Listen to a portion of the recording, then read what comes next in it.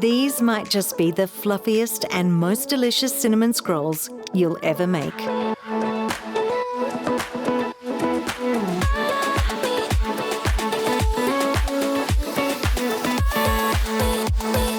The soft, buttery dough is just the start of what the sweetest dreams are made of.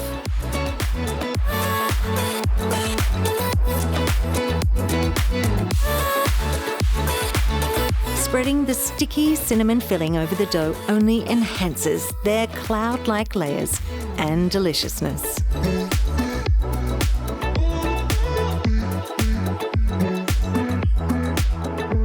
It's a small test of patience waiting for the scrolls to rise, but believe me, it's worth the wait.